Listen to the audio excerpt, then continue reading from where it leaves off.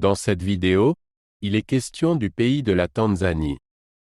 Je t'explique l'essentiel sur la situation, le climat et d'autres particularités du pays.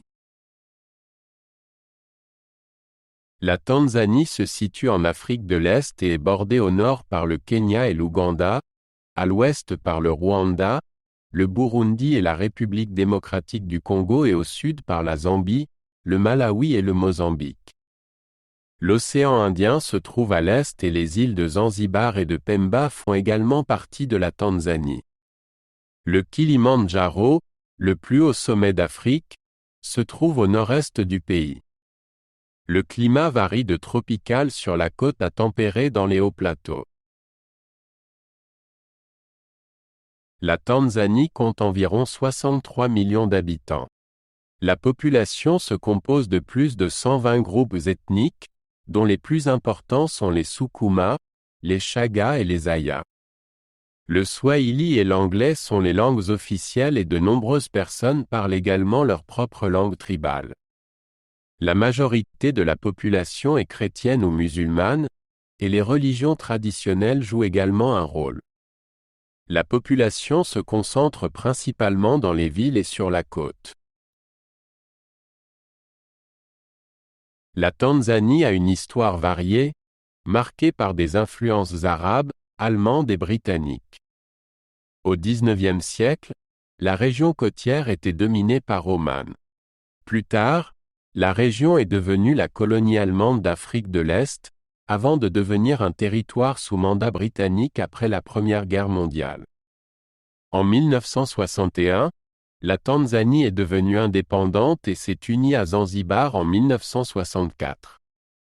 Le premier président, Julius Nyerere, a introduit une politique socialiste qui a fortement influencé le pays. La Tanzanie est une république avec un président à la tête de l'État. Le président est élu directement par le peuple et a un mandat de 5 ans. Le Parlement est composé de 2 chambres, le Congrès national du peuple et le Sénat. Le parti dominant est le CCM, Chama cha Mapinduzi, qui est au pouvoir depuis l'indépendance. La Tanzanie est considérée comme l'un des pays les plus stables d'Afrique, mais les critiques portent sur les restrictions de la liberté de la presse et de la liberté d'expression. L'économie de la Tanzanie est basée sur l'agriculture, l'exploitation minière et le tourisme. Les principaux produits d'exportation sont le café, le thé, le coton et les noix de cajou.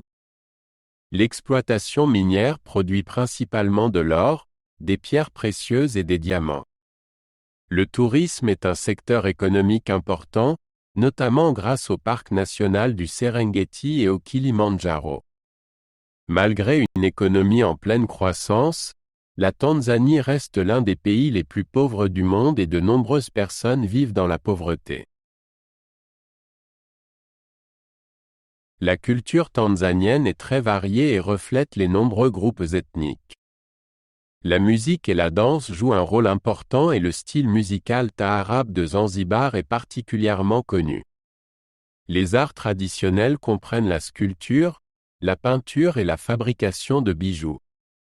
Le swahili n'est pas seulement une langue, mais aussi une identité culturelle forgée par des siècles de commerce et d'échanges sur la côte. Das Bildungssystem in Tansania hat sich in den letzten Jahren verbessert. Für Kinder im Alter von 7 bis 14 Jahren besteht Schulpflicht. Die Alphabetisierungsrate liegt bei etwa 80%. Es gibt mehrere Universitäten an der Bildungseinrichtungen, darunter die Universität Dar es Salaam. Trotzdem bleibt der Zugang zu Bildung in ländlichen Gebieten schwierig und die Qualität des Unterrichts ist oft unzureichend.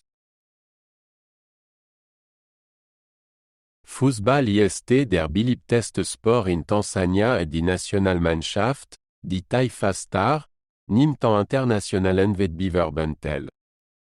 Leichtathletik und Boxen sind ebenfalls beliebt. Der Kilimandjaro Marathon zieht jedes Jahr viele Läufer an. In den Küstenregionen gibt es wachsende Begeisterung für Wassersportarten wie Segeln et Tauchen. Auch der traditionelle Sport Ngoma, ein Tanzwettbewerb, ist weit verbreitet. Tansania ist ein beliebter Reiseziel für Touristen aus aller Welt.